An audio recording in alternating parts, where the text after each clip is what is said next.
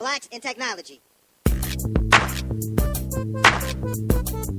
Blacks in technology. Blacks in technology. Blacks in technology. Blacks in technology. Blacks in technology. Welcome, everybody, to the 77th episode of the Blacks in Technology Bit Tech Talk audio podcast. I'm your host for this evening, Greg Greenlee. If this is your first time listening to the Blacks in Technology podcast, you can check us out at www.blacksintechnology.net. We are also on the Twitters, which is at Black in Technology, and that's BLKINTECHNOLOGY. You can check us out also on Facebook, which is facebook.com/Blacks in Technology. And we also have a LinkedIn group under the same name, Blacks in Technology.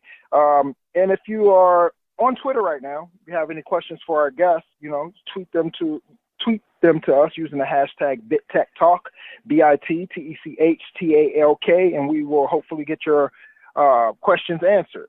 Blacks in Technology is a tech-focused community and media organization focused on increasing diversity in technology. We always focus on forming new partnerships and opportunities to assist our members with their continued professional growth and development. So if you want to partner with us, send us an email to partnerships@blacksintechnology.net. Any general inquiries, you can send us an email to contact us at blacksintechnology.net. And if you want to sponsor one of these fabulous podcasts and get your companies in front of all of our viewers and listeners, send us an email to sponsorship@blacksintechnology.net. I want to go over a couple of announcements before we actually get started on our questions and answers with our guests. DevOps Day Chicago is coming up in August. It's a 2-day community-driven technical conference that focuses on bridging the gap between development and operations. This year, the conference will take place August 25th and 26th at the University of Chicago Gleacher Center. Members of Blacks in Technology can use the promo code BIT25 to receive a 25% discount on registration. To learn more about the event or to submit a proposal to present at the conference, go to DevOpsDaysChi.org. So that's DevOpsDaysChi.org.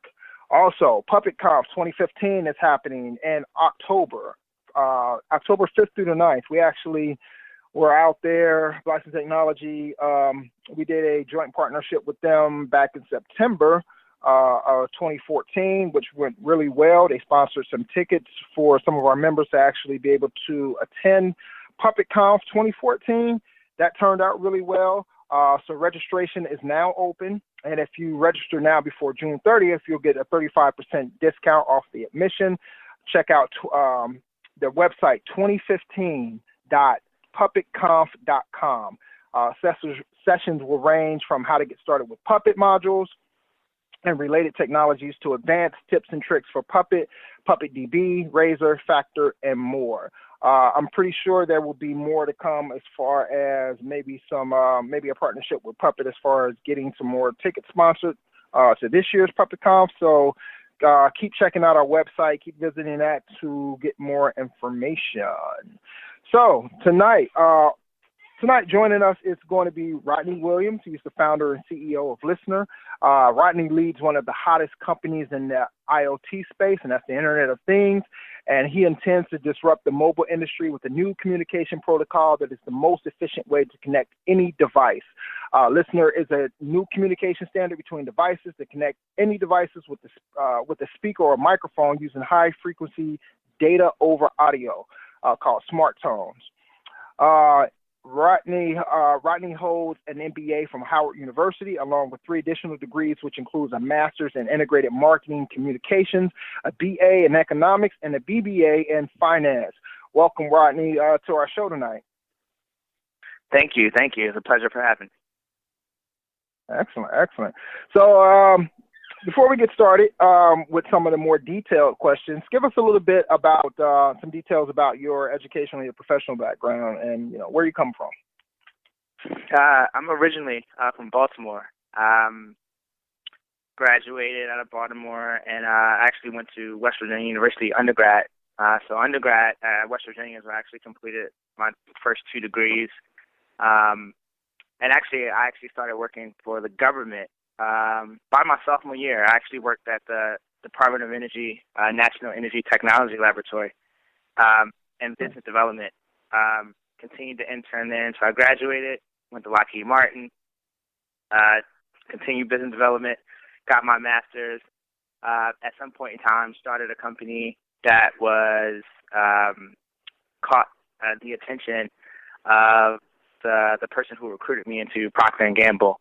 Then I decided to go to Procter & Gamble into brand management, and got my MBA, went to Procter & Gamble, did that for a number of years, was the first marketer there to co-write a few digital that did really well for the company.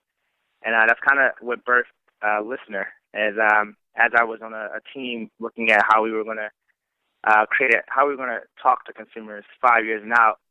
This whole idea of using ambient technology that may always be around a particular consumer, how could we use that to effectively touch consumers wherever they are? And that was the initial insight and premise that started LISNR. So, excellent. A little bit about my background. Okay. Great. Thanks for sharing that. And for people who don't know, P&G, Procter & Gamble, based out of here in Cincinnati, Ohio, where I'm from and where I reside right now, and where Rodney is now residing, correct? Yes. Excellent. Yeah, so it's rare that I get to speak to anybody really from the Cincinnati area. So that's a pleasure as well. So let's get into what is LISNR. Yeah, this is a 3-year journey. I always like to give a little bit of context. Okay. In the beginning of our days, we essentially were taking a unique technology and we were applying it to music. And the back of our mind, we always were trying to figure out how to advance it. And essentially, our team was always working on how to make it better. So that was in 2012. Well, sometime in 2013, we had a breakthrough with the core portion of the technology, which we today call smart tones.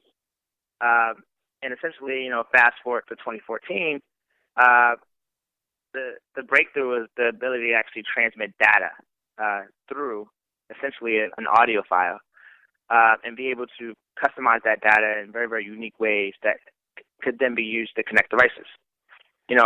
Fast forward to today, that's kind of been the progression, 3 years in development of the technology that we're in market with today. Just like the introduction, I like to say it's a really efficient way to connect devices. Pretty much any device with a speaker or microphone we can connect. The smart tones are between 18, 20 kilohertz, and they allow data transfer that is at par to iBeacon. That can enable us to play our tones in venues and trigger second screen interactivity based on where you are within that venue, whether you're at the front door or the back door, or essentially the bar or the stadium. That can also allow us to do second screen interactivity based on what you're watching, what's around you. So there's honestly an unlimited number of use cases in which the technology can enable. So let me get this straight. So just so I can follow, what LISNR actually is doing. So in the background, you're playing, or is it the music is transmitting these audio tones? Is that what's happening? And your app is picking up on that and then using that to give these listeners additional information about the music they're listening to? Is that kind of how it's working? That's what we used to say, but that's not really what we're doing. Okay.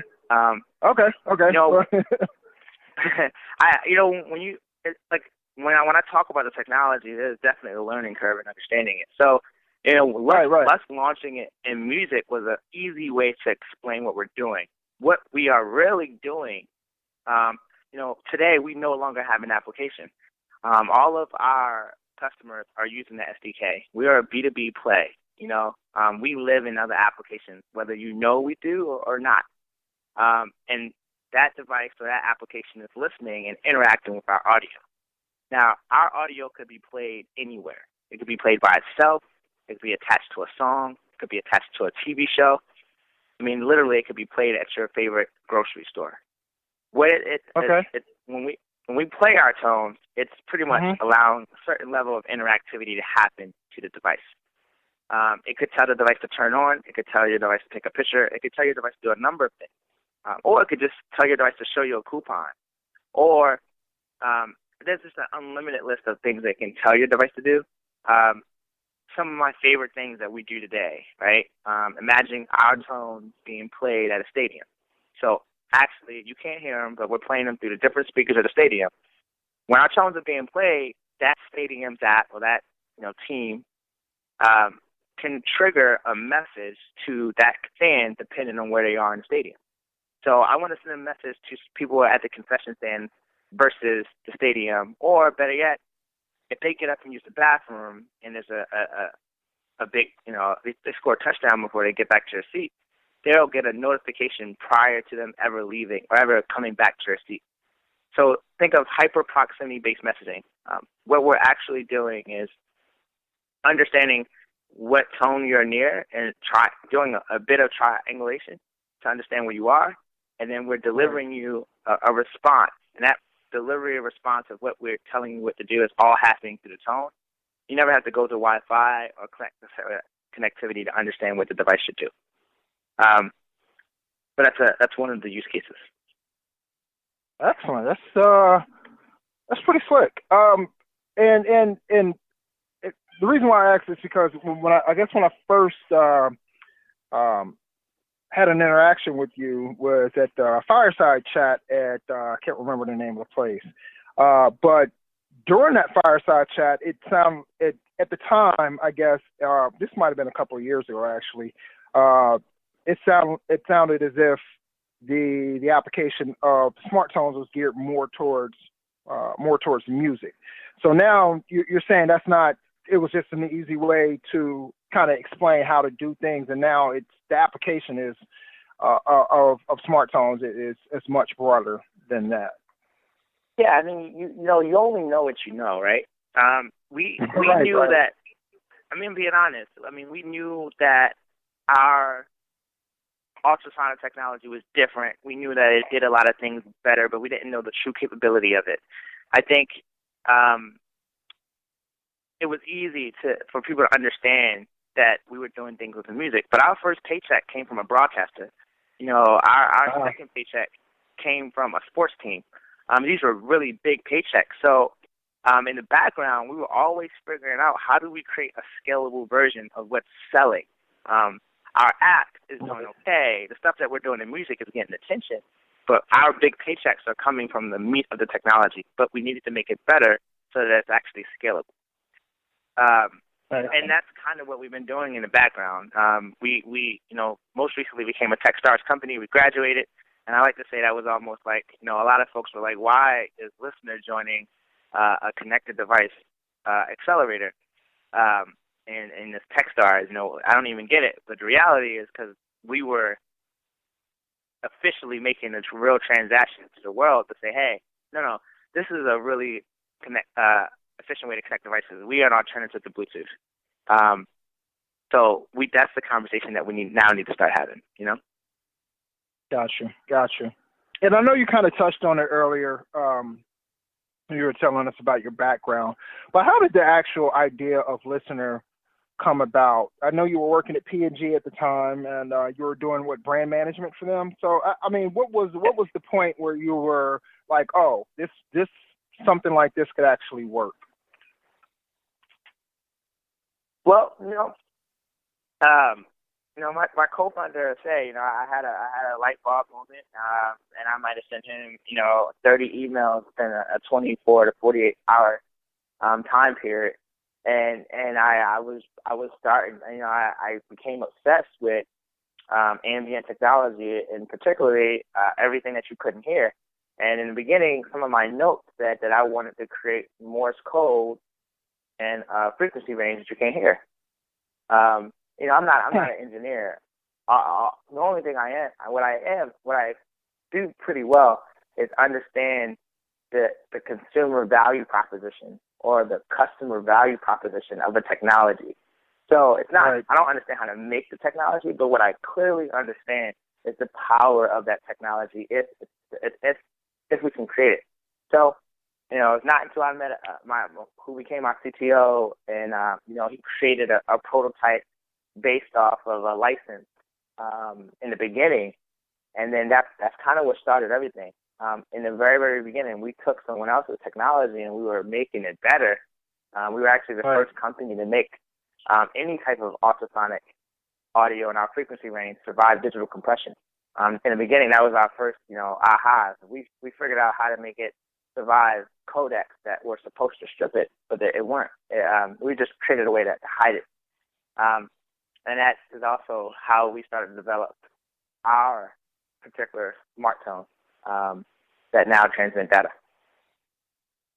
And I think it's cool that, how you explain that, because I think what's important for people to know, especially young people who may or may not be listening to this podcast right now, but I think it's important for young people to realize that to be in tech and to be a founder or an entrepreneur in tech and head up a technology startup does not require you to actually be an engineer. Ideas have to be there, which you most certainly had, but it's not like you have to be a coder or you have to be an engineer. You do have to understand how that technology can be used, and like you said, what the customer value proposition would be. But if people can actually just, step back and not look at tech all the time as this daunting, equations on the board and code running around in the computer and things like that, and just and take it from an aspect of, how can you use technology to enhance things or make things better? I think it could be a lot more appealing, especially to our younger generation. So I'm glad that you touched on that. Excellent. So you work for P&G, which is one of the biggest companies around. So what was your experience like going from something as stable as being at P&G, having a stable company, a stable job, and then venturing out on your own to kind of pursue a LISNR? Yeah, of course. I mean, right? It was a dream. It was like a dream on a checklist to be at P&G. And brand management, they're coming from the top schools, the Harvards and the Stanfords, and I was fortunate because I went to Howard. It was, I'm still excited about that experience. But I am an opportunist, very opportunistic thinker. And when we created this, I'm always about, if we can reach the next step, we can reach the next milestone, the market will tell us if this is a real company or not. And in the very beginning, we had the idea, and the guy who became my lead, my CTO, he said, well, I don't have time to build this, but I have a startup. I'm going on a startup competition called the Startup Bus. If you come along, I will build it, and if we win, then let's figure it out. Right. These things happen all the time, but I'm serious. So I remember going to work. I said I'm taking off for a week. I went on the bus. We end up winning our bus. We end up getting off the stage, and literally Pepsi and Disney wanted to talk. We pitched to a few VCs while we were there. That one of those VCs ended up being the VC who gave us our seed round terms. He said, listen, I will give you your first investment if in the next 3 months or, whenever you do, you go out and hit these 5 milestones. And we went out and hit our 5 milestones, and I think we've been hitting milestones ever since. There was never a time that I felt like I didn't have the support financially or from a team. From day one, essentially everyone that was on that bus that decided to work on our team became a founder. Mm-hmm. Right. And we continued to roll. I think it's a couple lessons there, but it's definitely a team that takes this thing to happen. And it's definitely support from individuals that have done it before. I like to say people who've seen the movie before, they can predict the ending. And I like to say with people on my team, when you're a founder, you don't know a lot of other founders. You're at a disadvantage. reality is you need other founders. You need people who've done it before. You need people that understand it. They can teach you. You can learn faster. You can go faster. You can do more. So a lot of that happened very, very early in our development. Very nice. So would I guess would that be some advice that you would give to future entrepreneurs is to find somebody that's been there and done it before and try to get them, because you find a lot of people, or you hear about a lot of people that aren't able to actually give up their jobs in order to pursue something, or they don't have the financial stability to be able to do that, or they might not even have the vision to go out and say, hey, I need somebody who's had that experience. So is that something that you would try to advise to people before they actually step out, or what would you say to that? I think just be real with yourself. I'm gonna be clear. Right. I told myself that I wouldn't leave P&G without funding, which would guarantee my financial stability. Right. That was, so, when I went to investors and we said, hey, I hit my 5 milestones, and I gave them, the pretty much, what would it take for the next 12 to 18 months for this thing to go, there was a line item that was my salary. That's how these guys do it. In the beginning, I was like, hey, would it be wrong for me to ask that? And they're like, no. You are a professional with multi-degrees that have responsibility. Right. Investors want to pay you to be involved and stick around. You don't, so, I had to grasp that as well. So, like, even when I made a jump, my life didn't change. I worked a lot more. I was more passionate. I was working for myself, but financially, I was pretty much the same. Gotcha. Very, very, very interesting. I think that's an interesting point to make about the salary part of it. So that's pretty cool. So along those lines, you had LISNR built. What was there anything out there on the market that was similar, that competition that you might have to beat out, or anything like that that you knew of? Yeah, very, very. In the very, very beginning, right, there was a company out of New York that had a technology that we actually licensed in the beginning, but it was very, very different. It's not what we wanted it to do, so we kept breaking it. There was Yamaha has a version that all of these versions can't transmit data. They're what I call identifiers. So Gotcha. it broadcasts a silent tone, but literally the tone says 456, so it just tells you that number. You still have to go to a server to understand what it should do. So there were a couple in the market. Shopkick actually uses something like that. There was any of my San Francisco, Silicon Valley fans, there's a company called Klinkle that raised an enormous amount of money because they said that they had made a new. It was essentially they said that it was a new banking type of app that allowed contactless payments, and they said they used ultrasonic audio. So I like to say, and there's a lot of people trying to do this and working on it. And there's some folks over in even Israel that were trying to do so. When I looked at it, and a few of my developers, the answer that we kept getting was, I think we can make it better. I think we can make it better. And we did. Excellent. So what did you use to kind of validate your product, right? So you're saying that you have this new technology, and you caught the ears of a few big companies. What was it that you use to say, yeah, this actually works and this will actually work for you and your products? Well, as the founder, as the guy with the inspiration and the vision, I like to say you cannot waver. Like you have to believe more so than anyone else. I was coming off of a career where I was on P&G's biggest brand. I was actually on Pampers. A huge marketing budget.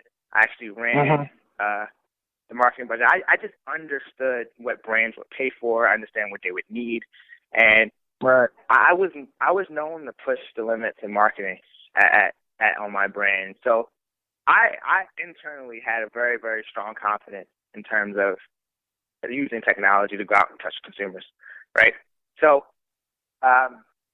when we created technology, and you always ask yourself, is this the right thing? Does this work?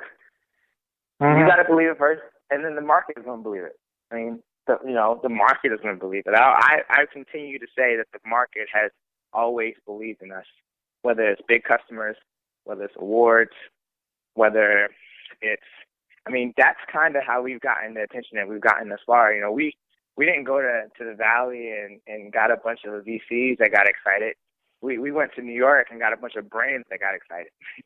And we kept doing that until we kept making the technology better. So I think you got to believe in yourself, and the market will validate your product. I believe it. I believe it. I think if it doesn't, then you change it. You fix it. Think of us in the beginning, right? We were less. We wanted it to have data transfer. We wanted to have better battery efficiency. We wanted it to essentially the detection time to be really, really fast, 0.6 seconds a second. We wanted all these things. And my premise was I think that brands want that so they can touch consumers better. So, as we went to brands, if they're saying yes, and they're like, wow, but I'll use your broken version right now. I'll use your old version. And then you start to work with these brands and really start to figure out how can we build what they're asking for. Is it even possible? So, oh my God, it's been a story. What I can say is, we've sat down with professors at MIT. We have hired some of the smartest people around the world to take a look at it. We've broken it. We've fixed it again. We've broken it again. This is something that we are, putting our foot down and say, hey, you know what? We're going to be the leaders in ultrasonic audio in the world, and that's what we're trying to position ourselves as. That's what we're going after. No one is trying to be as aggressive as us in terms of progressing it, and we're going to go and say we're going to progress it. We believe this is what will be, next. When you guys go into your phone and you're looking at settings, and right now you see a Bluetooth button, and it's in between a Wi-Fi button. We want it to be a LISNR button. That's where we're headed. Wow. Okay. So that's pretty interesting. You sat with people from MIT. That to even get to that point to where you would need to even hire people like that is pretty. That has to be pretty inspiring on your end, and that has to really give you validation that this is something that is going to be, pretty much game changing. Yeah, like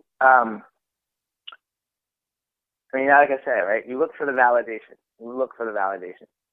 Right.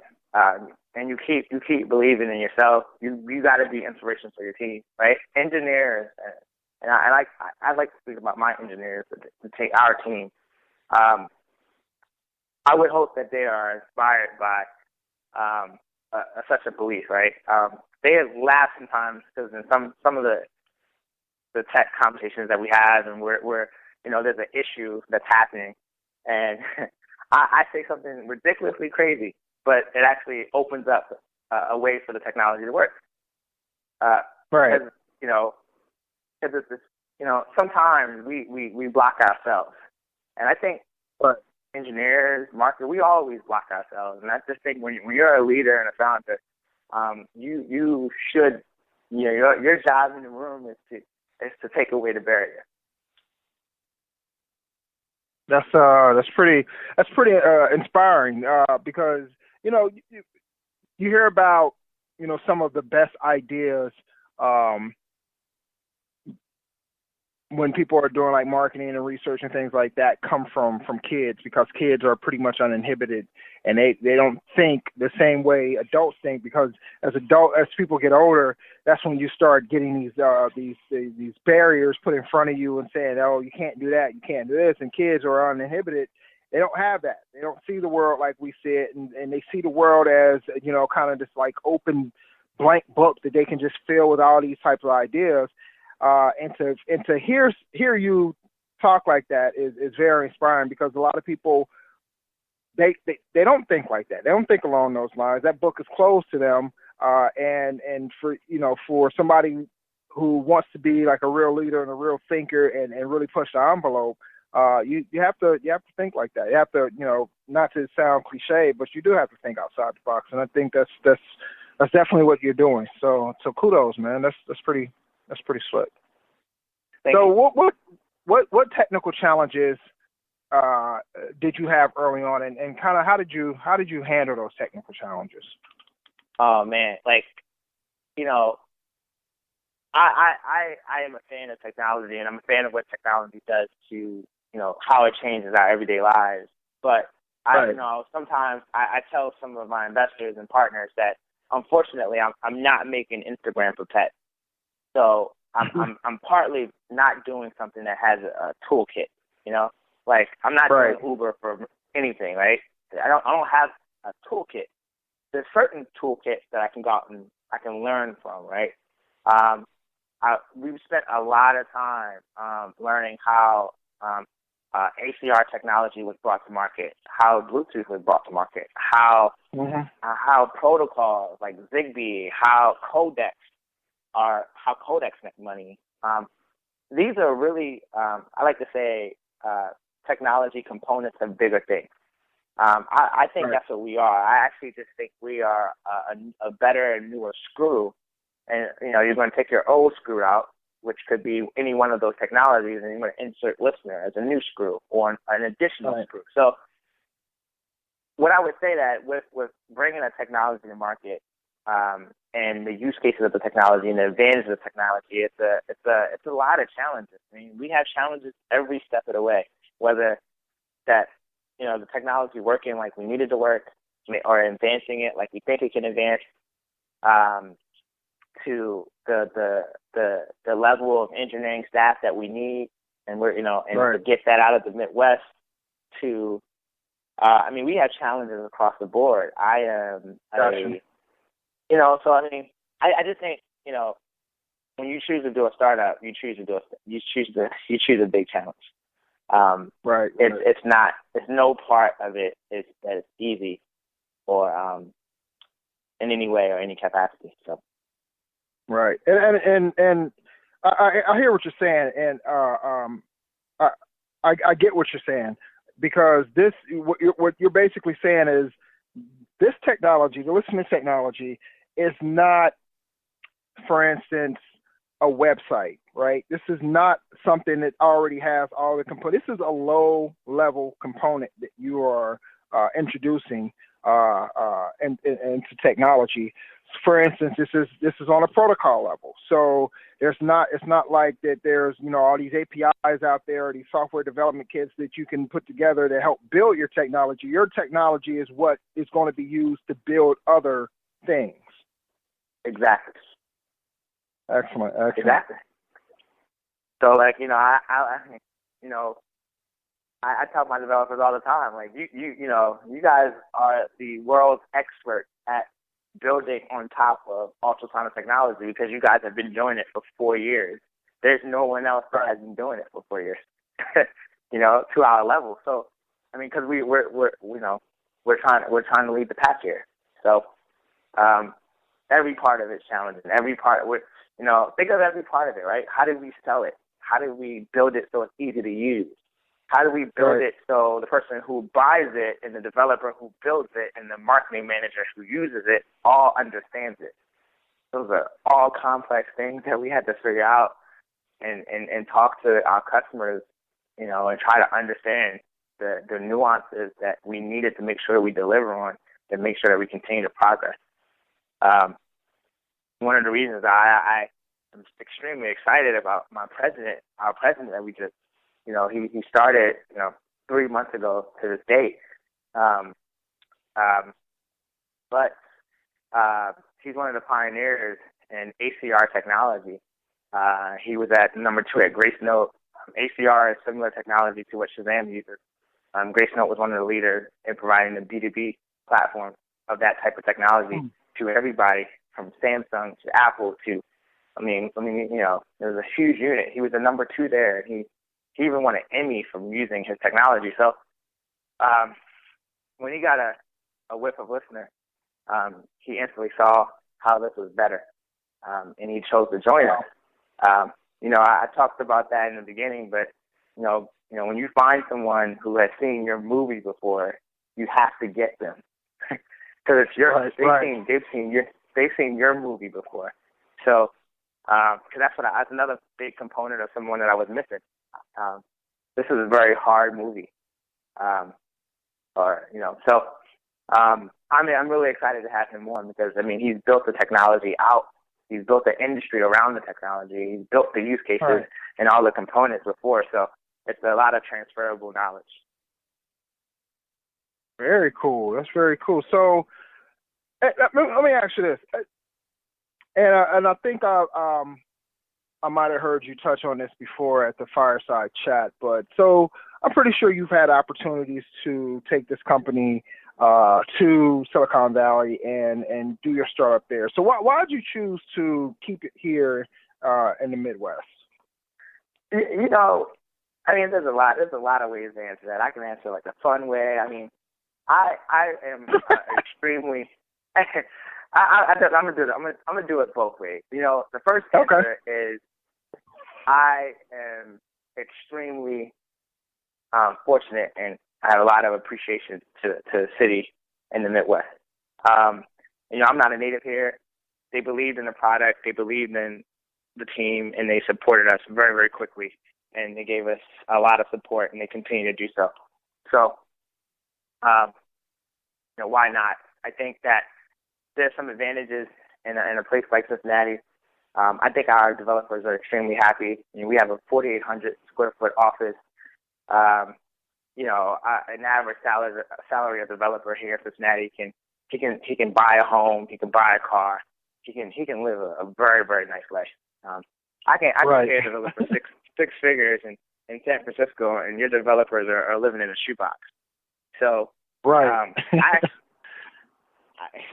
I just think my developers are happy. I think engineering. I think the team. So I think for as long as I continue to get the right talent, I think we're going to continue to build out a great company here. I think, of course, one day we will have to make a decision, and we will. But yeah, San Francisco, the Valley. I'll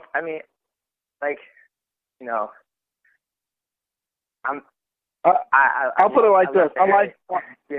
Right. That's just what I was about to say. I like to visit there. You know what? I love being able to go to San Francisco and the conversations that I have with people there, because they do think on a different level about certain things than people here do. And the area is nice, and I like the diversity area and things like that. But man, it is ungodly expensive to live there, to set up there. I was out at in San Fran back in September, and I actually had a friend who was from Cincinnati who actually relocated there to work for Facebook, and then he worked for Salesforce. And I stayed at his place, but he had a friend we hung out with that stayed in downtown San Francisco. And we went to his place, and this place was very, very nice, had very nice finishes and touches and things like that. But it was relatively small. And he was paying almost $2,000 a month for that place. And I was just like, man, if you knew what you could get in Cincinnati. I told some people this when I was in San Fran last week.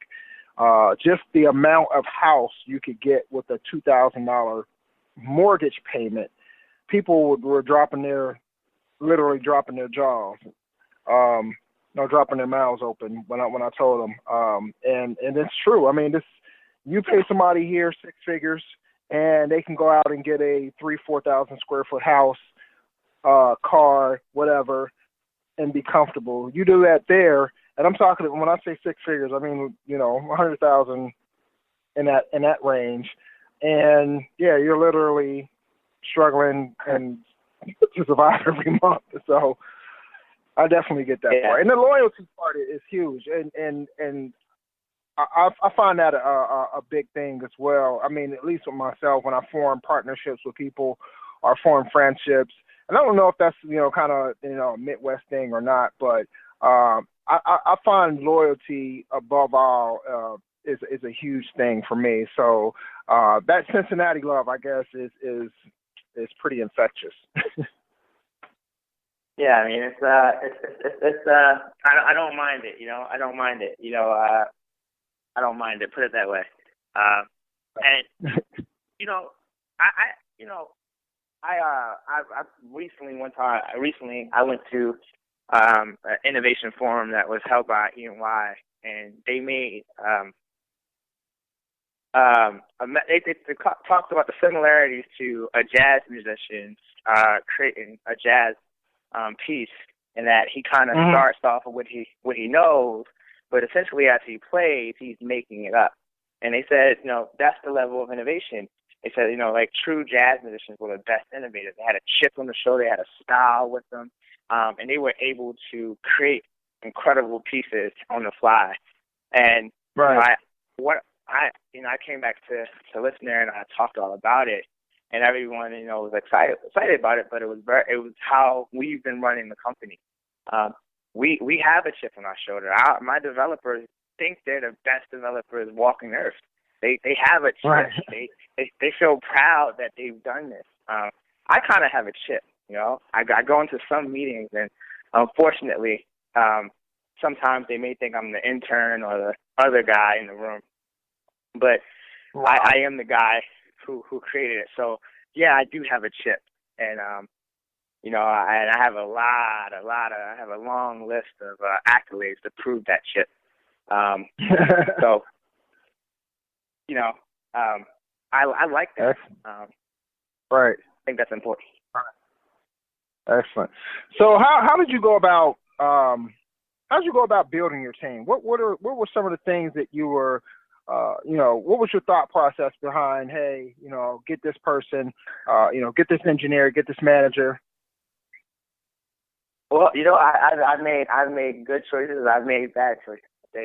I'm learning from all those choices, and the similarities and the good choices that I've made are people that I felt were inspired by the technology, inspired by my passion. They had an internal need to do something great or different. Right.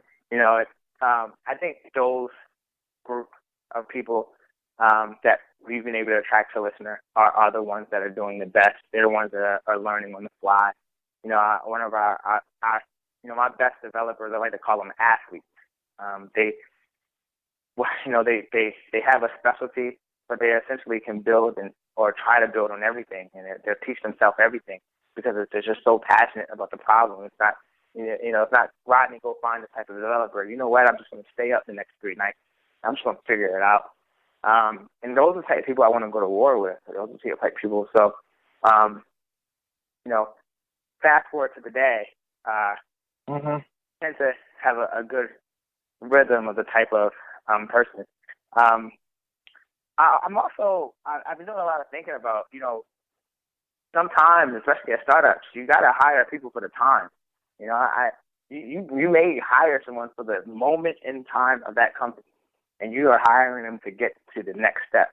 Not because you like them, not because they even believe in you, but because they are the person that's most capable of taking it there. Right. I think, so it's a lot of things that go into as you hire and you build your team. But the number one thing that should be on your mind is, can this person get you to the next step? Is this person good at something you're bad at? Right. Because you need to have folks that compensate for some of the things that you lack. I think that's important. All excellent points, and it's funny. We were when I was out at the WWDC conference that Apple was giving. There were people that were actually talking about entrepreneurship, and they actually touched on a lot of the things that you just touched on. So one of the things is hiring somebody to get you to that next step, right? You're like, actually, let me back up. I read that actually in Ben Horowitz's book. So this didn't come from WWDC. I read that in Ben Horowitz's book. What book is that? The Hard Thing About Hard Things. And he actually was saying, echoing some of those same sentiments, basically, the person, because your company, it changes, it morphs. So, where you are today might not be where you are, 2 years from now. And in order to make those changes, the person who was running it at that time, or who was in that position at that time might not be great for that growth. And they might have never handled that type of growth before. And then now you need somebody to be able to handle that growth and handle that stage where your company is at. And so, yeah, definitely some great advice there. Thanks a lot for that. Yeah. So is LISNR hiring? And if so, how does someone become a part of a LISNR team? What are some of the skills that you're looking for right now? I mean, we are hiring. If you're a Python developer, I would love to have you. If you're a digital signal processing engineer, you could be a government contractor or work at a government or in the Valley. But if you think you are one of the best, I would love to bring you on. We continue to hire. I mean, we are about to go into a hiring spurt, a growth spurt. So it's actually a good time. It's probably not, from product managers to project managers to iOS, Android, and Windows developers. I mean, we're essentially, it's a good time to connect with us from a leadership standpoint. It's just a good time. So you wouldn't mind if I, tweeted out, LISNR is hiring to our audience then. All right. Go ahead. I'm going to do it. I'm going to do it, definitely. How many people do you have in your company right now? We have a total of 22 employees currently. Wow. That's pretty nice. Pretty nice. So let me ask you this. What was one of your biggest, wow moments with running LISNR? So you meet somebody and you're like, wow, I just met, fill in the blanks there. Wow moment. Yeah. The real wow moment that I had, and it's so cliche, and I apologize. But that's just it's the thing that pops up in my head. There's been others, but in the very, very beginning, literally, the company hasn't even been 6 months old. I'm out on my trail of fundraising, and I get out of a meeting, and the legal counsel there is like, hey, I went to Howard. You went to Howard. I'm walking over to Roc Nation. Do you want to come? I said, yeah. Right. Yeah, so we went over to Roc Nation, and he introduced me to someone who became one of our advisors and mentors. His name is Brian Biggs, and I presented to Brian Biggs. Brian, he got it and he loved it, and he said, listen, just keep coming back in the office. I mean, I want you here almost every week. And he let me, pitch LISNR to essentially everyone in the office until we had at some point in time, someone in the office wanted to use us and continue to go. But it was just, fast forward a month or two. It's one particular day. He comes in and he says, Rodney, it's time to pitch in front of Jay-Z. And I was like, I'm not ready. No one told me that it would happen today. Right. This is a little bit different from pitching in front of a bunch of people and pitching in front of Jay-Z. It's a step up. it's a step up. But this is what I signed up for. I was nervous as anything. Huge office. He was sitting back, leaning in the chair. His feet was on the desk. That was, I pitched in about a minute and a half, 2 minutes. You know how hard it is to do this in 2 minutes? But I did it. He shook his head. He smiled. He liked it. And that was the beginning of our partnership and investment that came from Roc Nation. That was my wow moment. And I was, if I get slightly nervous today, I'm like, 7 months in with relatively nothing, I got called in to pitch in front of, who I grew up, watching his music videos, and I was able to convince him. So when I don't convince someone, I don't take it personal. Right. So I think that's a wild moment. I think also as an entrepreneur, I think you got to be comfortable and this is getting to another topic, but it's something that I walk around with. I think you got to be comfortable with self-inspiration. I think you have to be self-motivated. I no longer look for inspiration anywhere else but in the mirror. And if I'm ever down or faulted, I sit back and laugh and smile because I've already won. Right. And I think that's important that, I think that the entrepreneurs that I actually like and the ones that I think have it, I think are the entrepreneurs that kind of walk around with their own fire pit, I like to say. They don't have another source. They only have one source, and it's pretty damn big.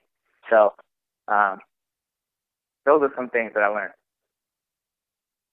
Excellent. Well, you definitely inspired me tonight, man. Just hearing you speak and talk about your passion and what you've built with LISNR. It should inspire anybody who's listening, actually. So I definitely want to thank you for coming onto the show. So the last question before we get out of here: what's next for you? What's next for LISNR? What's next? I mean, world domination. We're going to continue.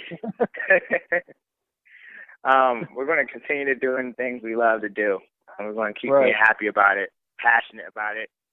We're going to continue to grow, and we're inspired to change everything that's ever been done, particularly with that device that everyone loves and is holding on to in their hand right now as we speak. Right. Right. I think we're going to do some damage, and I'm excited about it. Well, I'm looking forward to having that on my phone and saying, "Hey, I spoke with the guy who invented that." By the way, I'm gonna name drop. I don't do it often, but I'll name drop, especially because you live in Cincinnati, so I gotta show some Natty love. Yeah. So before we jump out of here, give us URLs how people can follow you, follow LISNR. Yeah. Follow LISNR.com. Great blog, some press, all our announcements there. I mean, our Twitter handle is @LISNR, LISNR.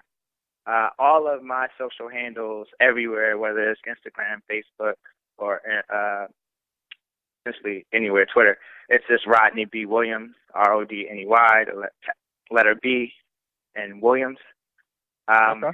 But yeah, follow us. It's going to be a fun ride.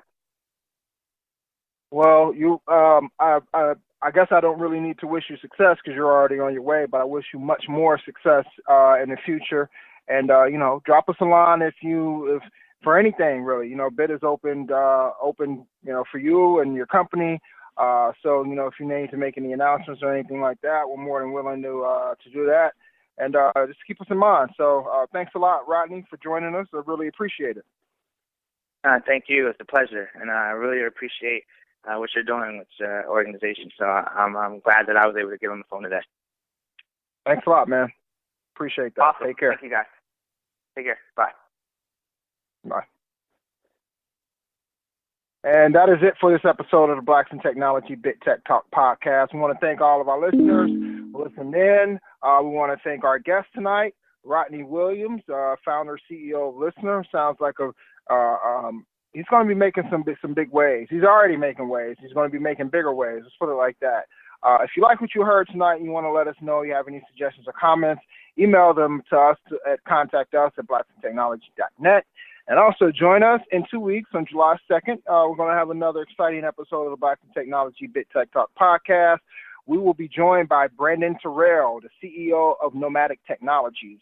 And we will be talking to him about Nomadic Technology and what he's been working on. So join us 2 weeks, same bit time, same bit channel. And remember, tech yourself before you wreck yourself. Take care. Have a good night. Blacks in Technology. Blacks in technology. Blacks in technology. Blacks in technology. Blacks in technology. Blacks in technology.